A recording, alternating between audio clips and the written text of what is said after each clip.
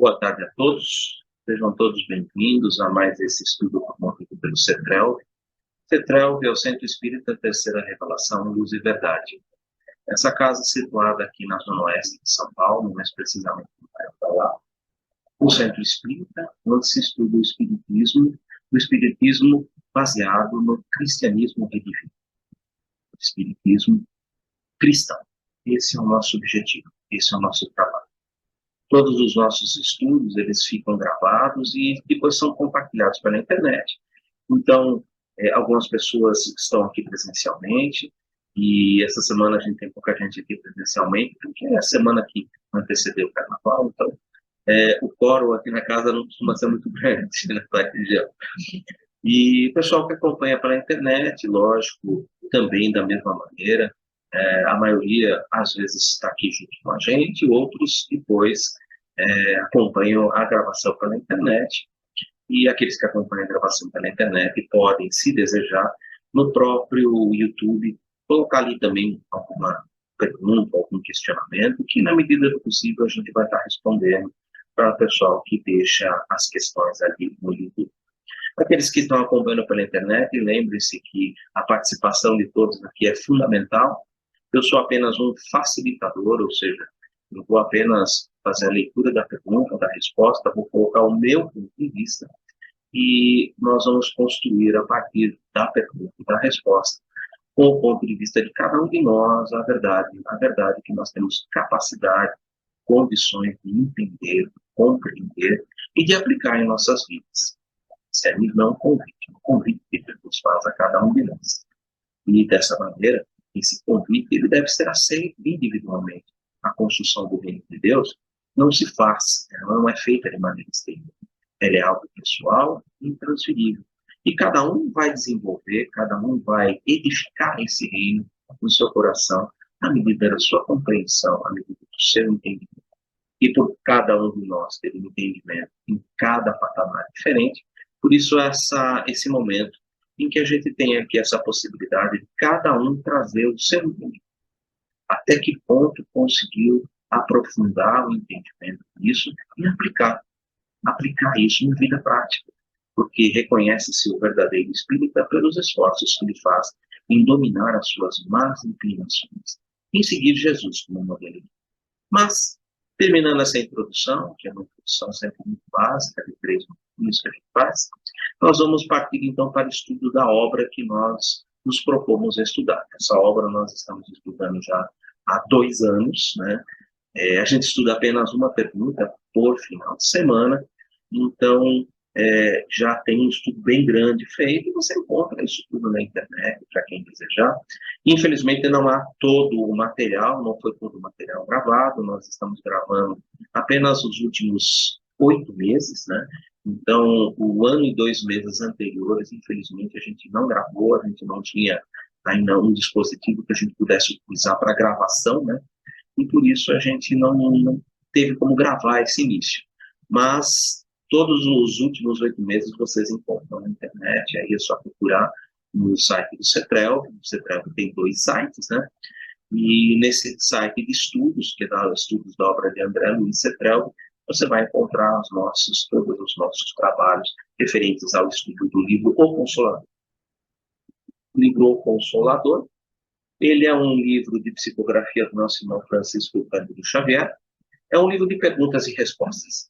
São perguntas que foram elaboradas pela FEB e foram, através da mediunidade de Chico, encaminhadas a Emmanuel.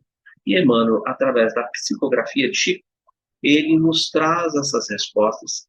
Respostas essas que nada mais são do que complemento de tudo que nós temos dentro das obras básicas da doutrina espírita. Seja ela o livro dos Espíritos, o livro dos Médiuns, o Evangelho segundo o Espiritismo, o Céu e o Inferno e a Gênese, os 5 livros que compõem a estrutura básica da doutrina espírita. Kardec, então, ali nos apresenta todo o alicerce aonde a doutrina é fundamentada, onde a doutrina é construída. E as obras de apoio, como essa, elas trazem para nós um pouco mais de luz, um pouco mais de entendimento. Cada tópico dentro dessa obra que nós estamos estudando, ele foi separado em temas. E nós estamos atualmente estudando o tema que é o tema iluminação, que é o tema que começa na pergunta de número 218 e vai até o término desse capítulo, né, que termina com a pergunta 238. O tema iluminação, como síntese, eu posso dizer que a iluminação refere-se ao processo de aquisição de conhecimento espiritual e moral que leva a uma compreensão mais profunda da vida, do seu propósito espiritual e do caminho para a evolução espiritual de cada um de nós, da construção do reino de Deus. Que é uma construção, como eu já disse, que cada um exerce. Nós temos o item 2.4.1 que já foi estudado, que é a necessidade, né? A necessidade da iluminação. Depois nós temos algumas perguntas e temos um outro item, que é o 242, que é o trabalho. Qual é o trabalho que nós precisamos exercer para nos iluminar, para construir essa iluminação, para trazer essa luz dentro de nós?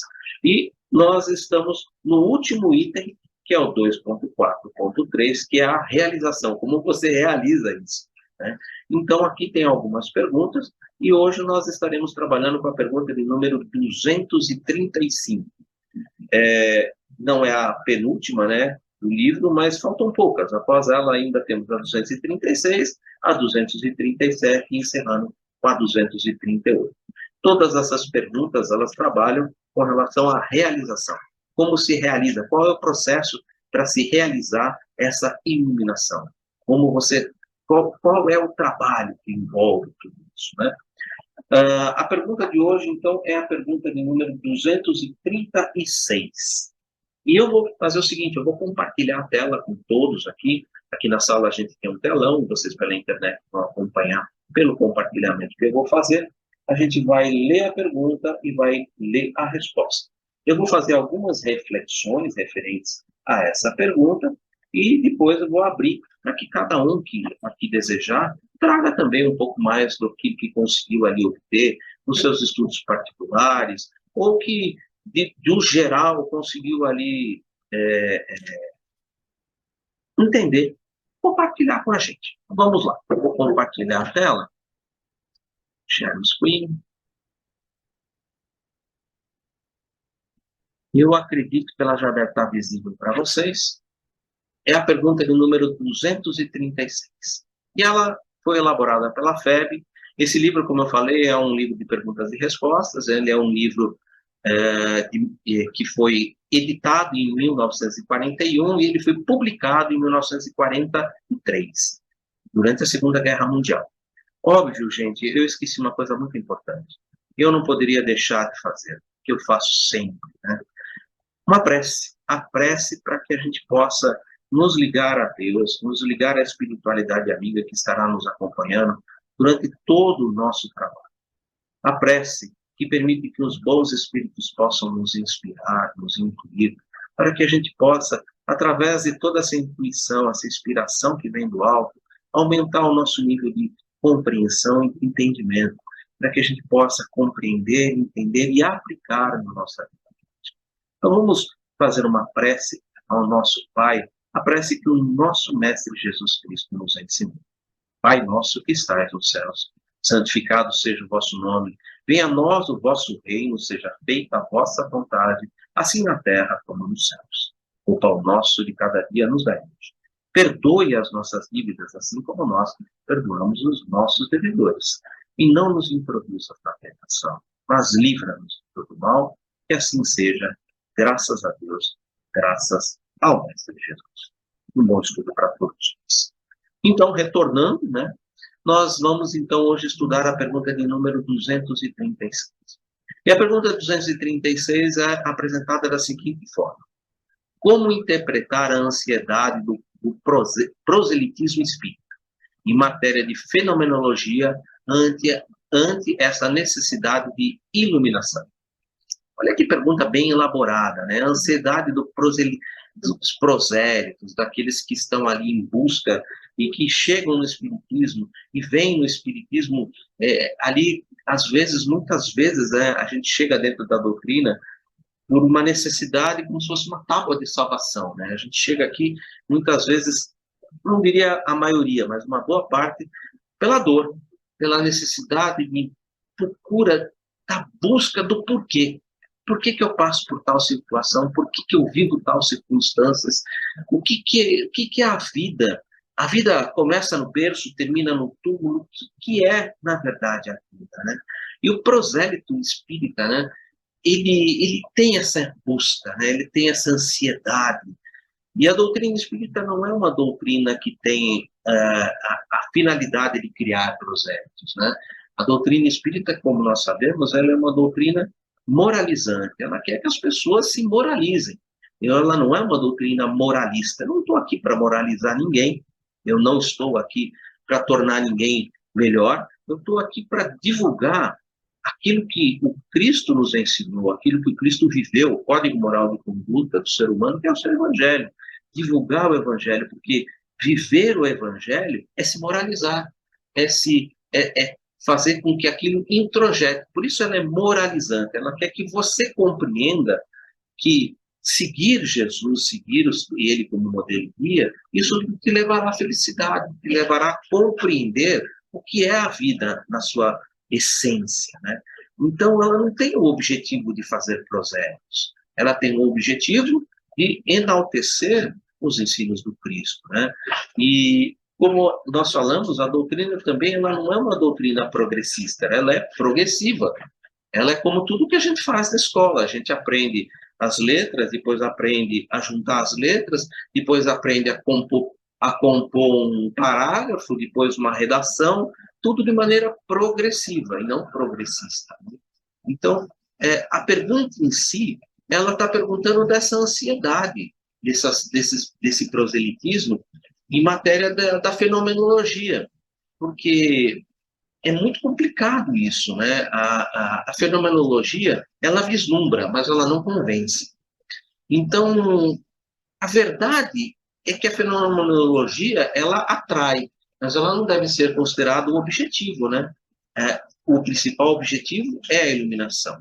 Então, pela pergunta, a gente já tem mais ou menos uma ideia do que o nosso irmão Emmanuel vai, através da psicografia do Chico, nos apresentar. E aí ele coloca: os espíritas sinceros devem compreender que os fenômenos acordam a alma, como o choque de energias externas que faz despertar uma pessoa adormecida. Mas somente o esforço opera a edificação moral legítima e definitiva. É uma extravagância e consequências desagradáveis atirar-se alguém à propaganda de uma ideia sem haver fortalecido a si mesmo na seiva de seus princípios enobrecedores. O Espiritismo não constitui uma escola de leviandade. Identificado com a sua essência consoladora, que é uma doutrina eminentemente consoladora e divina, o homem não pode acordar-se ante a intensidade das provações e das experiências. Grandes erros praticaram as entidades espirituais elevadas. Grandes erros praticariam as entidades espirituais elevadas se prometessem aos seus amigos do mundo uma vida fácil, sem cuidados, solucionando-lhes todos os problemas e integrando-lhes a chave de todos os estudos, né? Para que isso, né? Então, para que encarnar, né? Para que encarnar, né? É egoísmo, insensatez, provocar o plano invisível com os pequeninos caprichos pessoais. Devemos fazer isso, né? Cada estudioso desenvolva a sua capacidade de trabalho e de iluminação e não guarde para o trem o que lhe compete fazer em seu próprio benefício. Afinal de contas, a cada um segundo suas obras. O Espiritismo, sem Evangelho, pode alcançar as melhores expressões de nobreza, mas, conjunção adversativa, mas, não passará de atividades destinadas a modificar-se ou desaparecer, com todos os elementos transitórios do mundo. E o espírita, que não cogitou a sua iluminação com Jesus Cristo, com o código moral de conduta do ser humano, com a vida de Jesus, poder ser um cientista e um filósofo, com as mais elevadas aquisições intelectuais, mas estará sem leme e sem roteiro, instante da tempestade inevitável da provação e da experiência, principalmente no momento da morte, e para muitos daqueles que acham que a vida começa no berço e termina no túmulo, essa experiência deve ser algo, uma tempestade assim, muito terrível, porque é como se chegasse o momento do nada. O que eu fiz? Para que serviu tudo que eu fiz, né? Porque só o sentimento divino da fé pode arrebatar o homem das preocupações inferiores da terra para os caminhos supremos dos paramos espirituais. É uma pergunta bastante complicada, com uma resposta um pouco extensa, né? Como a gente viu, né? Tem uma resposta um pouco extensa. Ela tem bastante aprofundamentos que estão fundamentados dentro da própria doutrina espírita. Nós precisamos lembrar que logo após o lançamento do Livro dos Espíritos, com as suas 1019 perguntas, o segundo livro que foi escrito por Allan Kardec não é o Evangelho segundo o Espiritismo. Chama-se o Livro dos Médiuns, ou também conhecido como o Guia dos Evocadores. O Livro dos Médiuns, ele traz uma introdução que aquele que é espírita e que começa a frequentar o espiritismo, e se ele deixar de ler essa introdução, é como se ele deixasse de conhecer os fundamentos da doutrina espírita e o porquê a gente fala que dentro da doutrina espírita a gente precisa muito estudar. Por quê? Porque o fenômeno, como ele coloca, né, os espíritas sinceros devem compreender que os fenômenos acordam. Na verdade, eu digo que os fenômenos, eles vislumbram, eles não convencem. A pessoa que não estuda dentro da doutrina espírita e que ela vivencia os fenômenos, ela acha os fenômenos vislumbrantes. Aquilo para ela é algo fantástico, né? Um morto falando com um vivo, ou escrevendo, ou a materialização de um espírito. Para ela aquilo é um fenômeno fantástico, mas ela desconhece quais são todas as leis que regem esses fenômenos. Por que esses fenômenos existem? Qual a necessidade desses fenômenos? Qual a função desses fenômenos? Então, ela se vislumbra apenas com os aspectos fenomenológicos, mas isso não leva a ela compreender e entender os fenômenos espíritas de maneira que esses fenômenos mostrem a vida espiritual e como é a vida de um espírito no mundo espiritual. Como é a sua vida, como será a continuidade da sua vida, porque nós precisamos lembrar que a palavra vida, ela não tem um antônimo, ela não tem um contrário, né? Você não tem um contrário para a vida. Diferente de morte, que tem nascimento e morte. Existem aí uma dicotomia, ou seja, um contrário. A vida não tem contrário, e ela não tem natural, porque ela é algo que é dado para nós por Deus, uma vez que nós somos criados. Nós somos imortais. Você tem a vida, ela sempre, você estará vivo. Aqui encarnado ou desencarnado, você continuará vivo. E o local aonde você estará no mundo espiritual, essas esferas espirituais que nós costumamos chamar aqui do planeta Terra, elas serão coerentes àquilo que você edificou, tanto no moral e espiritualmente.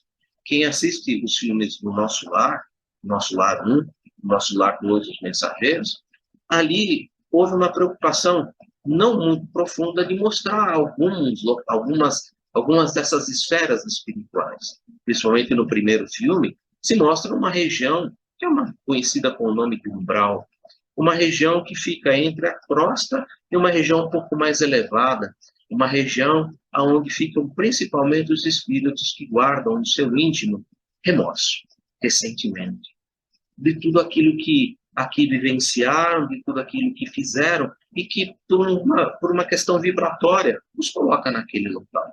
Existem muitas outras regiões. Temos a região de abismo, a região de trevas, a região de crosta, a região de umbral, a região intermediária, uma outra região que é a angélica, e a última região espiritual, que é a região onde se encontra o governador espiritual do orbe, que é o nosso irmão Jesus Cristo, nosso modelo e guia da humanidade. Mas, fechando esse parênteses e voltando, como eu citei, o segundo livro que nós temos é o Livro dos Médiuns. E Kardec, na introdução do Livro dos Médiuns, são 4 capítulos, onde ele começa com o primeiro capítulo, Há Espíritos. É uma pergunta, porque se não há espíritos, então para que estudar o espiritismo?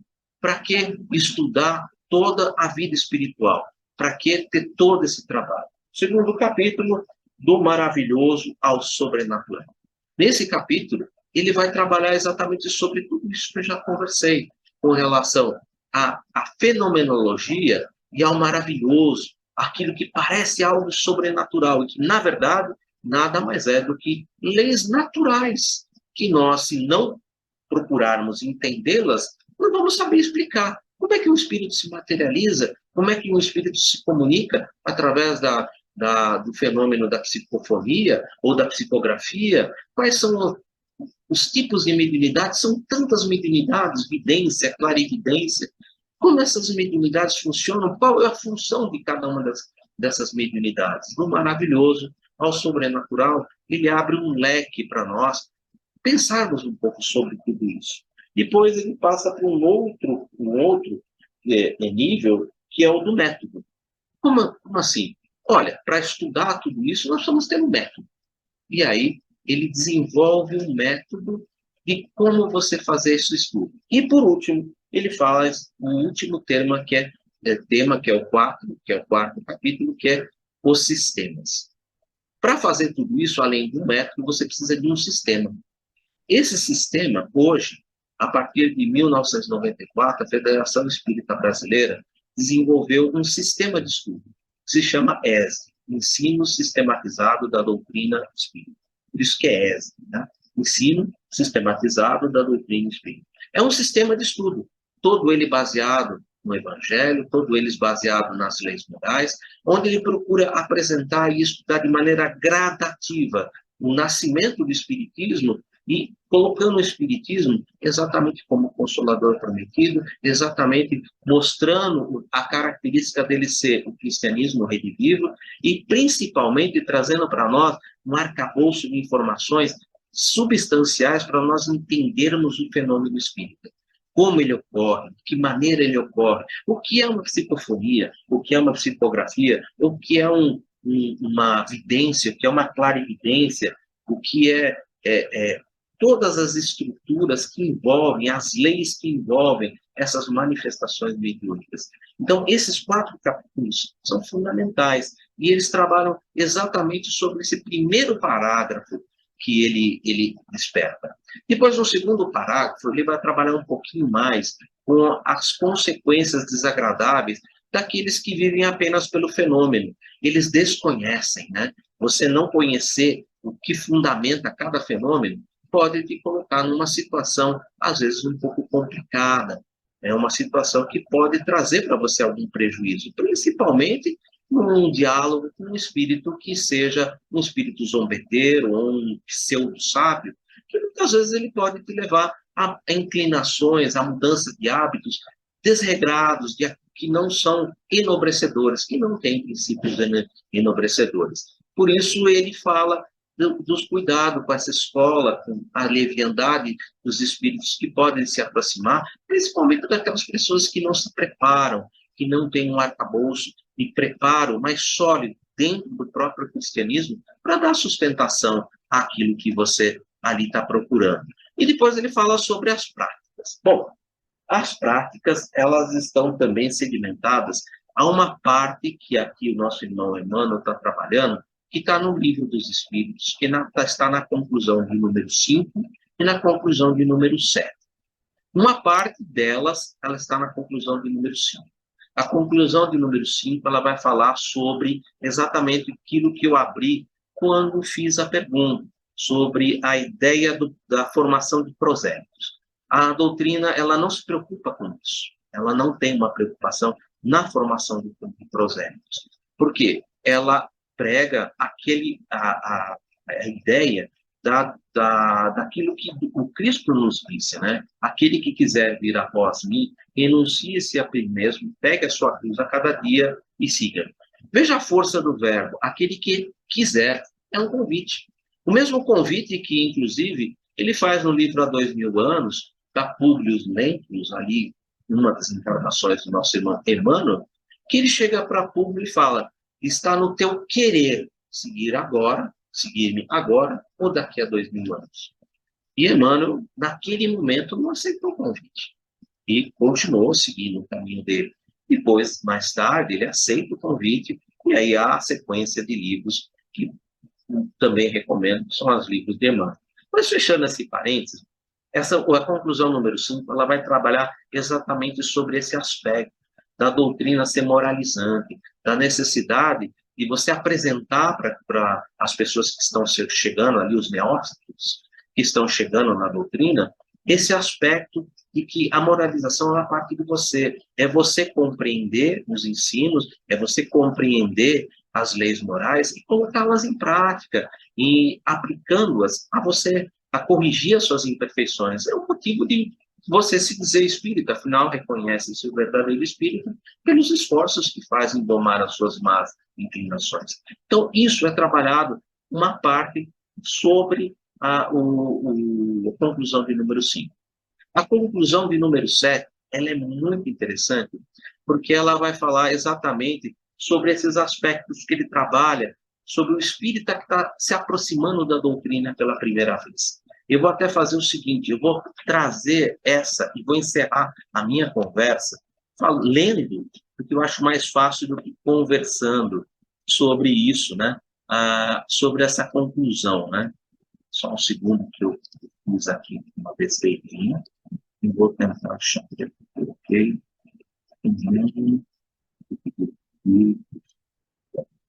A conclusão de número 5, né, vai falar sobre isso que eu já falei.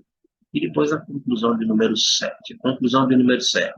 Eu vou ler só a primeira parte. Seria fazendo uma ideia bem falsa do Espiritismo acreditar que sua força decorre das práticas das manifestações materiais e que, portanto, entrevando-se nessas manifestações, poder-se minar-lhes as bases. Ou seja, você acha que só observando as manifestações sem estudar seria suficiente? Sua força está na sua filosofia, no apelo que faz à razão e ao bom senso. Na antiguidade, ele era objeto de estudos misteriosos, cuidadosamente ocultos ao vulgo. Hoje, não tem segredos para ninguém. Fala uma linguagem clara, sem ambiguidades. Nada nele de místico, nada de alegorias suscetíveis de falsas interpretações. Ela quer ser compreendida por todos, porque chegaram os tempos de se fazer que os homens conheçam a verdade. Longe de se opor à difusão da luz, ela deseja para todos. Não reclama uma crença cega, mas quer que saiba por que se crê e como se apoia na razão. Será sempre mais forte do que as doutrinas que se apoiam sobre o nada. Os entraves que se tentasse oferecer à liberdade das imaginações poderiam abafá-las? Não. Por quê? Produzem o efeito de todas as perseguições. O de exercitar a curiosidade, o desejo de conhecer aquilo que foi proibido. De outro lado, se as manifestações espíritas fossem o privilégio pessoal de um só homem, ninguém duvidaria que, pondo esse homem de lado, as manifestações acabariam. Desgraçadamente, para os adversários, elas estão ao alcance de todos e são utilizadas por todos, desde o menor até o maior, desde o palácio até o chopin.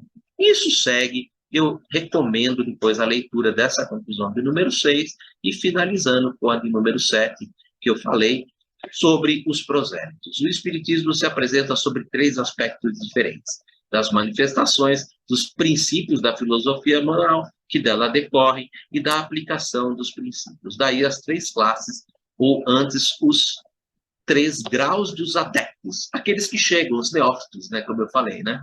Primeiro, os que creem nas manifestações e se limitam a constatá-las, para eles é uma ciência de experimentação, e fica por isso mesmo. Por isso que eu falo que os fenômenos, eles vislumbram, mas eles não convencem, porque a pessoa fica apenas presa nisso daí.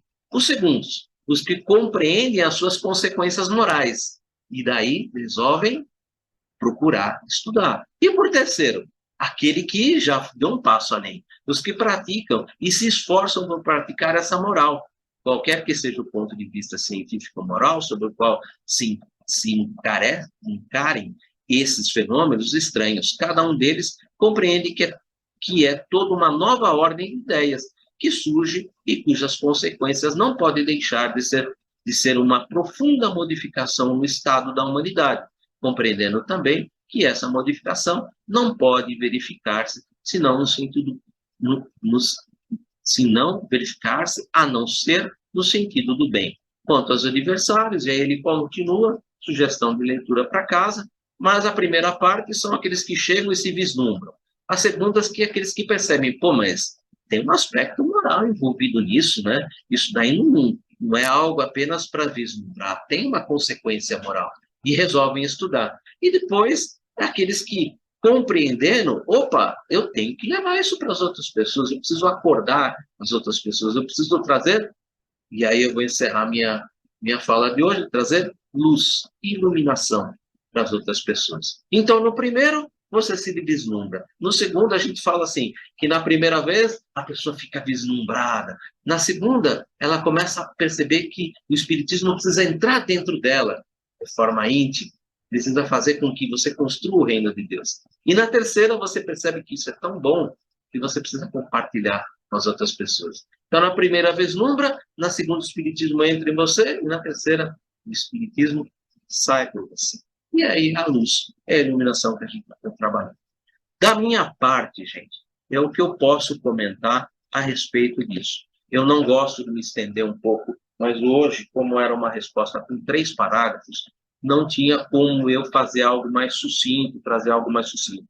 Lembrando que eu procuro ler a pergunta e a resposta 5 minutos antes, por isso que eu abro aqui, para não se estender demais, porque existe todo um arcabouço muito grande e, com certeza, tem que sobrar espaço para as outras pessoas trazerem alguma coisa. Abro para todo mundo, fica aqui o convite agora para compartilhar. Eu sei que lá no fundo eu já estou vendo a nossa irmã Maggie, e eu tenho certeza que ela encontrou alguma coisa no Livro dos Espíritos que pode nos ajudar a aprofundar um pouco mais. Maggie, você pode compartilhar com a gente? Fale um pouco alto que você está lá no fundo para que as pessoas da internet possam ouvir. Oi, Samuel, Santinho. Ó, vê se está me ouvindo, Samuel. Tudo bem? Tá. Assim, ó, perante a colocação que ele fez, o que você observa? Você tem que tomar muito cuidado. Você não... Eu amo a doutrina espírita. Depois que eu aprendi, eu comecei a pensar, né? Porque você acha tão bom que você acha que as pessoas não perceberam como isso é bom. Então, você quer mesmo capitalizar. Então, você não deve fazer isso, claro. Porque assim como você se encontrou, no momento certo, as pessoas também vão se encontrar. Então, eu peguei a questão 16 do Livro dos Espíritos. Aquele que professa essa doutrina pretende nela encontrar a demonstração de alguns atributos de Deus. Tá? Mas pode opor a esse raciocínio a razão. O que é a razão? Kardec explica lá no finalzinho. Não sabemos o que Deus é, mas sabemos o que ele não pode deixar de ser. E esse sistema está em contradição com as suas propriedades mais essenciais. Ele confunde o Criador com a criatura, absolutamente, como se fizesse de uma máquina engenhosa fosse parte integrante do mecânico que a concebeu. Combinado com a questão... deixa eu mostrar no peito. 842. Que na 842 fala assim: todas as doutrinas, tendo a pretensão de ser única, definição da verdade, por que sinais se pode reconhecer aquela que tem o direito de se colocar como tal? Será aquela que faz mais homens de bem e menos hipócrita. Quer dizer, praticante da lei do amor e da caridade. E não tem um exemplo maior que o Nicodemo. O cara, é o cara, não é o cara qualquer um. E ele sabe que alguma coisa está acontecendo. Que o que Jesus está fazendo não é mal. Ele tem uma noção. Ele vai lá e fala com Jesus. Né? Eu bem sei que veio da parte de Deus. Porque ninguém faz o que faz. Né? Então, cada um de nós está aqui estudando, ouvindo, foi esse despertar, não é? Então, eu acho que como interpretar essa ansiedade? Essa ansiedade é a bondade que está lá dentro do final. E eu quero saber o quê? No final, quero não. Para o meu irmão, para o meu amigo, para o meu vizinho, para alguém da minha família. E não despertou. E saiba.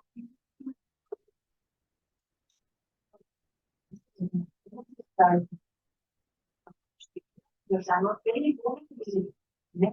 Isso aí tudo que ele falou. Mas eu acho, como interpretar? Interpretar quando você sabe, quando você despertou e você quer ajudar. Entendeu? E aí ela vai combinar com a questão do espírito de coisa. Exatamente o mesmo pessoa. E a outra coisa. E então, você artista, né? Que cada um tem o seu momento, tá? É uma coisa que, se você. A mesma coisa que eu acho que os evangélicos, eles querem te levar porque eles acreditam naquilo. Eles acreditam que aquilo é o bom, o bem. Ele quer também que você faça parte disso, né? E a gente tem que tomar muito cuidado, porque as pessoas não estão, às vezes, no mesmo time que a gente, né? O que é uma compreensão hoje para nós, ainda não faz parte da realidade daquele. Daquele não é só do vizinho ou do parente distante, muitas vezes dentro da nossa própria casa. Tem que ser respeitada, porque a gente também não gostaria de que alguém colocasse a força, uma crença, uma convicção que não nos completa, né? E eu achei muito bonito o que o professor escreveu, até a parte há um tempo atrás, toda doação de cestas básicas era amarrado com a palestra. Você vai ganhar a cesta? Não, se essa palestra, depois você pega uma senha, você me entrega a senha. E coisa. Isso não se faz. Mas uma coisa que não será feita por maldade. Você não queria, pelo menos, que a pessoa tivesse um contato com algo bom, com uma comunicação, com uma comunicação do bem, né? E hoje em dia, a gente já sabe que isso daí, hoje em dia, já faz tempo, isso é uma coisa que não é saudável, porque você tem que dar a cesta para quem está morrendo de fome, para quem precisa, e até aquela pessoa que não precisa, se ela está na fila, você dá. Se ela quer entrar para assistir a palestra ou não, fazendo um tratamento ou não, é uma coisa dela. Né? E eu acho isso a coisa mais linda do espiritismo. Aquele que quiser vir a porta. Quiser, a força do verbo. Nós temos lá embaixo a senha, eu estava quiser. Você vê que não dá para ter horário para certo, só você devolver. Mas se você puder assistir, se você quiser dar a possibilidade de explicar, porque aqui fala, o espiritismo não constitui escola de mediunidade. É coisa séria. E nós temos aprendermos e damos exemplo. Eu acho que essa parte do exemplo é o que mais pega, é o que mais afasta as pessoas, né? Tipo assim, tem gente que fala assim, nossa, mas você vai todo sábado? Mas você vai toda quarta-feira? Tipo assim, eu não quero ter amarras com nada, eu quero estar livre para fazer o que eu quero. Mas eu estou fazendo exatamente isso, eu estou fazendo aquilo que eu quero. Né? Eu estou fazendo aquilo que eu quero. E esse despertar é uma coisa realmente. Se você tem 7 anos de idade, ou se você tem 87, independente, ele chega na hora que tem que chegar. Né? Gente, para o pessoal da internet que está ouvindo, é a nossa irmã aqui, a Rose. Ela está de lado aqui, a câmera da sala. A câmera da sala, ela não foca todo mundo. Tá? Não tem ninguém materializado aqui, não.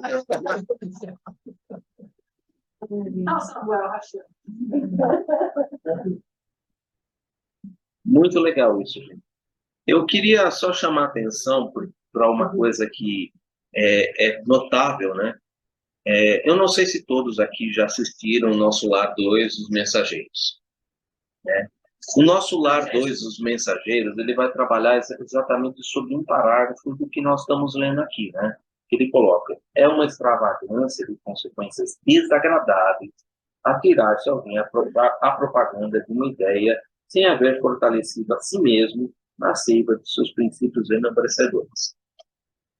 O livro que baseia esse segundo obra, né, que está no cinema, né, que é o Nosso Lar dos Mensageiros, ele se baseia no livro Os Mensageiros, ele se baseia nos capítulos 12, 13, 14, 15 e 16. E ele finaliza o livro finaliza o filme, utilizando dos capítulos 13, 14, 15 e 16 do livro Obreiros da Vida Eterna. Então, aquela parte que vocês veem no final, daquela pessoa que ia passar por um processo de desencarne, recebe um bônus, né? Aquilo foi tratado lá no livro Obreiros da Vida Eterna. No livro Obreiros da Vida Eterna são tratados 5 casos de desencarne. É o terceiro caso, eu não vou citar aqui, porque eu não quero queimar o livro, mas vocês leiam o livro, porque ele vai estar bem sistematizado nisso. Mas, fechando esse parênteses e voltando para a parte principal, vamos usar uma conjunção adversativa para a gente retornar.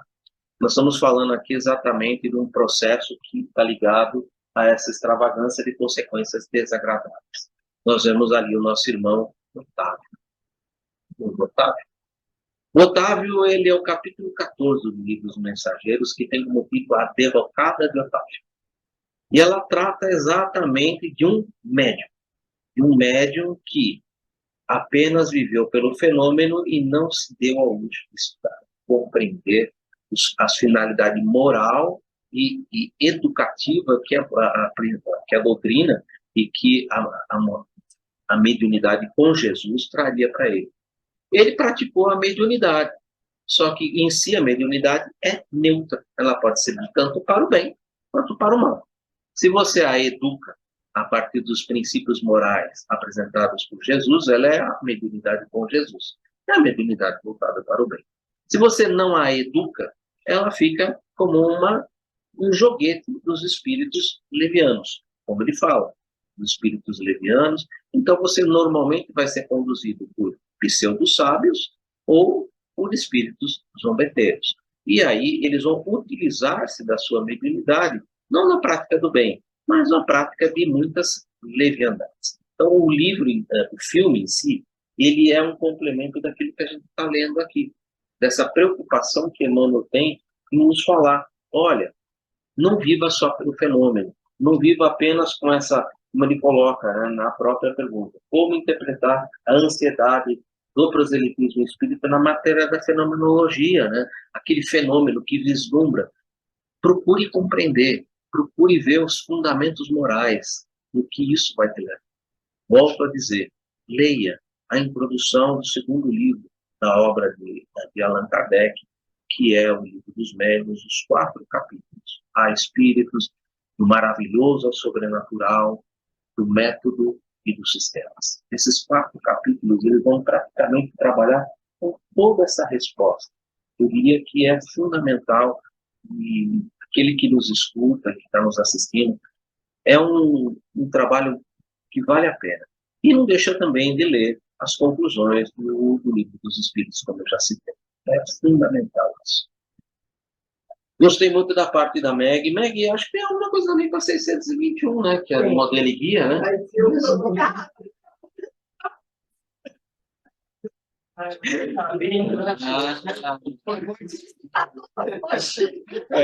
tá bom. Eu sabia que tem mais algumas coisas. Eu falei, pô, tá faltando algumas questões. Eu tenho a 621, tem mais algumas outras que depois vem na sequência.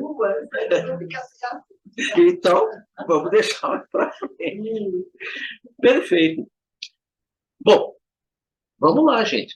Colaboração. A Meg já deu, a Rose já deu, a internet. O Basílio é uma pessoa que eu conheço, é um cliente nosso, que hoje já posso dizer que é amigo, tá?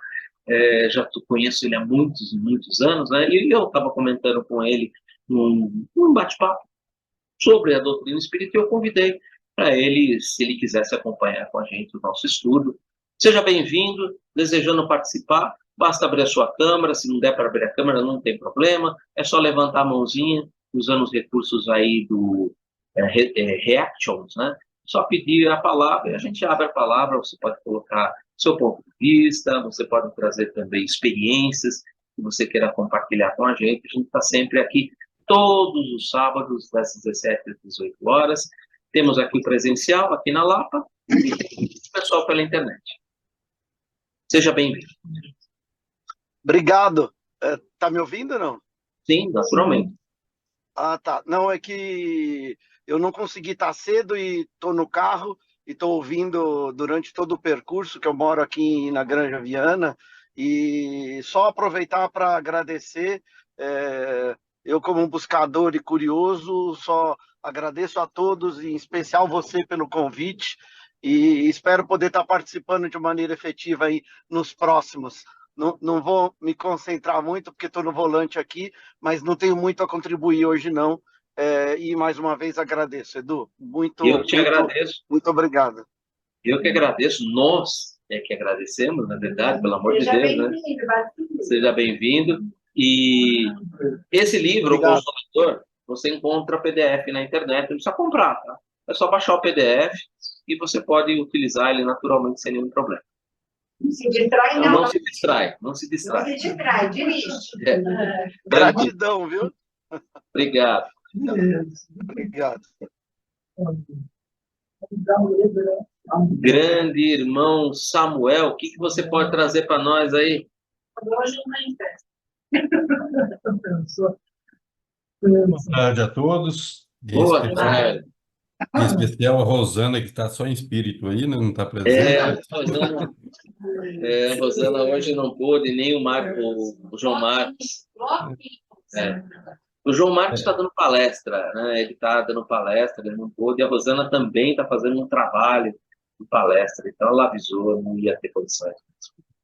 Tá bom, mas a Rose que está em espírito aí do lado aí, sim, também, tudo bem, né? Mas vamos lá. Eu gosto muito de ver, trabalhar em cima das perguntas e das respostas do livro. Quanto a proselitismo, nós já trabalhamos essa proselitismo na pergunta 218, né, que está na primeira pergunta do tópico iluminação. Então, lá nós trabalhamos sobre o proselitismo. Então, esses dias para trás aí nós trabalhamos quanto a isso aí. Aí, quanto o Emmanuel, ele coloca a pergunta e coloca assim, em matéria de fenomenologia, está entre vírgulas, ou seja, a ciência pode ser extinta, ela pode vir no início, pode vir no final da pergunta. Então, ele está querendo colocar especificamente sobre fenomenologia. Então, ele dá essas pareceres, essas respostas sobre a parte de fenomenologia. E ele coloca aí em 4 parágrafos, 5 parágrafos. E o primeiro parágrafo, a gente tem que entender que ele coloca aqui, ó, os espíritos sinceros. Ele não está falando dos espíritas como nós, como não, os sinceros, os que são dedicados, né? Aí ele deve compreender que os fenômenos acordam a alma, como um choque desperta as pessoas, né? Depois ele fala assim, mas, conjunção adversativa, somente o esforço opera a edificação moral legítima e definitiva. Ou seja, no primeiro parágrafo ele coloca que depende de nós, o esforço, a vontade, que a gente sempre trabalha isso aí, que é nós que somos os responsáveis por nós mesmos.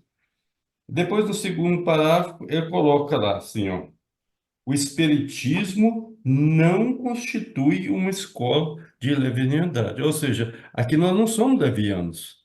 Aqui nós somos uma escola séria, quer dizer, respeitada, e o que não é para brincadeira. Nós temos que ser sérios no que fazemos.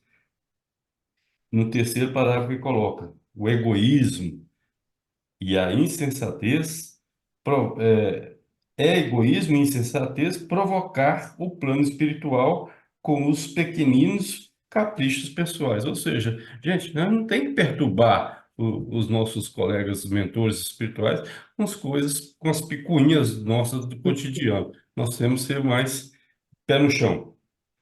No quarto parágrafo, ele coloca também outra, que assim, aí tem que ser, cada estudioso desenvolva a sua capacidade de trabalhar, de trabalho e de iluminação, e não Peraí, deixa eu acender a lâmpada aqui, que escureceu a chuva aqui, está chovendo hoje.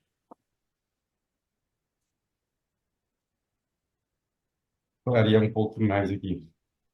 Cada estudioso desenvolva a sua capacidade de trabalho e de iluminação, e não guarde para outrem o que lhe compete fazer em seu próprio benefício. Ou seja, nós não devemos passar nossa responsabilidade para os outros fazer por nós. Nós é que temos que nos desenvolver nossa própria iluminação. Até estamos estudando lá no nosso NEP, lá né, no domingo, lá, o capítulo 25 de Mateus, ou seja, cabe a nós mesmos carregar os nossos próprios desenvolvimentos espirituais. E aí fecha no último parágrafo aqui que, e o espírita que não cogitou da sua iluminação com Jesus Cristo, pode ser um cientista, um filósofo, pode ser o que for, mas estará sem leme e sem roteiro. Quer dizer, ou seja, sem Jesus Cristo, nós estaremos sem leme, sem roteiro. Então, essa pergunta aqui está muito voltada lá naquele livro Pensamento e Vida de Emmanuel, que fala sobre a vontade, e o capítulo 2 dele, que é a vontade, e que nós temos que trabalhar muito em cima disso aí, de sermos trabalhadores do Cristo e termos que necessidade de nós mesmos nos preocupar com a nossa própria evolução. É essa a contribuição. Eu gostei do menino lá, Basília. A hora que ele mostrou a câmera, ele estava de cinto, ele estava dirigindo e tal, mas ele estava de cinto, precavido. Tá bom? Um abraço a todos. Obrigado, gente. Muito obrigado, Salman, pela colaboração, sempre muito bem-vinda, a parte das perguntas. E, como eu falei, é sempre importante, quando vocês percebem, quando eu estou lendo, quando eu estou explanando, eu forço muito a conjunção adversativa, porque eu mostro uma ideia e depois eu faço o que eu penso. A ideia é essa, mas eu penso e mostro a minha linha de raciocínio. E aqui é a mesma coisa, né? Emmanuel coloca o conteúdo e aí ele coloca o que ele pensa, né? Então, o pensamento dele, isso é muito importante para a gente ficar atento, né? Infelizmente, a doutrina espírita, ela exige um pouquinho daquele que a gente aprendeu lá nos primórdios do primeira, segunda, terceira, quarta série do português básico. A gente não tem como fugir, não tem como. A língua, ela precisa ser um pouco desafiada nesse aspecto. Mas também dá, sem nenhum problema, compreender sem nenhum problema. Gente, hoje nós paramos por aqui. Semana que vem a gente vai falar sobre a pergunta 237. É uma pergunta bem pequenininha. Existe diferença entre doutrinar e evangelizar? Olha que pergunta linda! Existe diferença entre doutrinar e evangelizar? Olha, vai ser algo... Pesquisa, é bom. Vale a pena, vale a pena.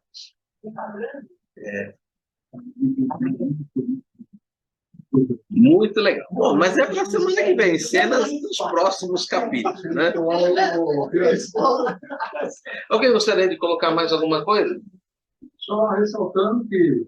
Vamos lá, Francisco. O proselitismo sem conhecimento, como já disse aí, né?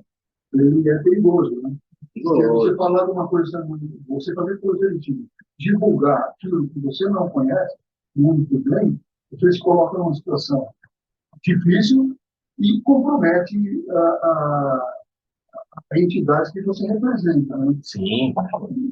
No caso, agora eu tomo muito cuidado com isso, né? Ele diz, olha, por isso eu recomendo que vocês estudem o Evangelho com seriedade, porque senão vai acabar fazendo besteira, né? Essa muito é importante. A intenção que ele coloca para nós aí. Não se lançar numa aventura de sair divulgando, querendo falar em coisas que você não entende, sem ter estudado primeiro, né? Isso que ele fala. Recorra ao Evangelho, estude o Evangelho e depois saia vivendo o que tem que ser dito e fazendo também o que tem que ser feito. Com o conhecimento, você já tem uma boa, né, amplitude para poder estar trabalhando com as coisas com segurança, sem medo de errar, né? Ou você fazer uma palestra, você vai fazer uma palestra, não estudou, não pesquisou, não está acostumado a ouvir aquilo na sua frente, você vai fazer besteira com certeza. Tá na cara, é 99% de chance de que vai sair errado. Então, a responsabilidade que a gente tem é muito grande. O tempo todo. Quando você fala, sou um espírita, não é eu vou no clube e frequento lá, eu estou dentro, não conheço todo mundo. Não é nada disso aí. É você estar aqui, você estar trabalhando, participando, vivenciando a coisa, né? Aqui nos mínimos detalhes e sentindo, na realidade, como é que é o negócio, né? E você estudando, você entendendo, você tem que estudar, tem que ter o conhecimento, para você falar e agir com segurança. Perfeito. Para a pessoa que se considera espírita e não trabalha, não trabalha numa casa, mas ela faz caridade, ela ajuda aqui, ela não pode ser considerada espírita. Perfeito, fora da caridade da nossa salvação. Fora da caridade. Não é fora do espiritismo, fora da caridade. Especificamente foi colocado ali. Estudar, na verdade, mas tipo assim, a pessoa não pode citar uma como citar, vai, uma colega nossa que ela vem, ela estuda, ela presta atenção, ela faz curso, mas ela não trabalha, não se sente tocada a trabalhar. Ela pratica caridade? Eu não sei. Se ela pratica caridade, é suficiente. Ela faz o bem? Ela faz o bem? Se ela faz o bem, é o suficiente. Ela pode sim, né? Porque eu acho assim, a gente não precisa estar dentro de um centro, de uma bandeira maior para espírita. Eu acho que esse mérito também é para aquelas pessoas que compreendem a doutrina e procuram fazer o bem. Não é como o Paulo falou, sobre a caridade. Você não precisa ser espírita para praticar caridade. Você pode praticar a qualquer momento com caridade. Né? A partir daí, como a gente falou, se você pratica caridade, você tem mais do que falar. Né? Recomendação, capítulo 15 do Evangelho segundo o Espiritismo: fora da caridade não há salvação. E para aquilo que o nosso irmão Francesco conversou, capítulo 23 do Evangelho de Mateus, os 7 ais. Ai de vós, escribas e fariseus, que percorrem o céu e a terra na formação de prosélitos. Vá lá e veja, eu não vou citar o capítulo dos 7 ais, ele está em conta, são os contrapontos do Sermão do Monte. São 7 ais e são 7 bem-aventuranças. A cada bem-aventurança tem um ai. Ai de vós. Então, dê uma olhadinha, capítulo, se não me engano, 23 do Evangelho de Mateus. Os 7 ais, ele está lá: ai de vós, escribas e fariseus, que percorrem o céu e a terra em busca de formação de prosélitos. E aí ele explica por quê. E aí ele explica por que ele falou que você precisa viver aquilo que você professa. O que Jesus falou sobre os escribas e fariseus: fazei tudo aquilo que eles vos falam, mas não agir como eles agem, porque falam uma coisa e fazem outra. Exatamente, está logo após o capítulo dos 7 ais. Tá? Então, eu estou dando os caminhos, depois cada um pega, senta lá no Evangelho e dá uma olhadinha. Não vou citar o Evangelho para vocês. Tá? Gente, é isso. Semana que vem a gente continua. Eu gosto sempre de fazer dessa maneira. Eu cito onde é que está, e depois cada um vai lá, senta, estuda, tira as suas próprias conclusões. Isso é muito importante. Eu não gostaria de encerrar hoje sem agradecer ao irmão que está aqui presente, o nosso irmão Gilberto. Gilberto passou por uma cirurgia, a gente está sabendo, e a gente quer te desejar, Gilberto, um pronto restabelecimento, que você possa estar o quanto antes aqui com a gente, novamente, trabalhando, vivendo com a gente, aprendendo, divulgando a doutrina, divulgando os ensinos do Cristo e trazendo esse refrigério que a doutrina traz para todos nós que ouvimos e vamos em prática aquilo que o Cristo diz. Meu irmão, obrigado. Eu que agradeço, Edu. Eu que agradeço. Muito obrigado a todos. Já que você tocou no assunto, eu estou bem, graças a Deus. Agradeço a todas as orações feitas pelo grupo. A gente sabe o quanto isso é importante, é o que a gente aprende, né, durante os nossos estudos, os nossos trabalhos. Então, eu só tenho que agradecer a Deus, primeiramente, e a todos os amigos, familiares que participaram junto comigo, orando e vibrando. Com Muito certeza. obrigado, Edu, muito obrigado. Nós é que agradecemos por ter você com a gente aqui. Muito obrigado, agradecemos a Deus. Muito obrigado. Quem gostaria de fazer o encerramento?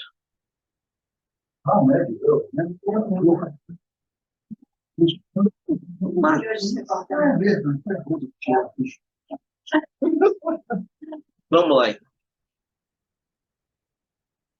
Estamos aqui. No momento da nossa vida, desperto para essa doutrina tão consoladora, tão iluminada, esclarecedora. Graças pela oportunidade de servir, estudar, pensar, sintonia com o bem, possa estar sempre conosco, cada dia se fortalecendo, nos edificando, que a gente possa evoluir na nossa maneira, na nossa forma, mas evoluir. Obrigada pelo estudo da cidade, pela companhia dos nossos filhos e mentores, mentores deste estudo. Agradecemos pela semana que tivemos, pela semana que teremos, que possamos estar sempre em boas companhias, em boas intenções, bom pensamentos. Encerrando o nosso estudo da cidade, com a prece de nossa mãezinha, que sempre está rodando por nós, nos abençoando. A Maria cheia de graça, filhos dos jovens e das mulheres, e então tudo do nosso bem. Santa Maria de Jesus, rogai por nós pecadores, agora e na hora de morrer. Assim seja, graças a Deus.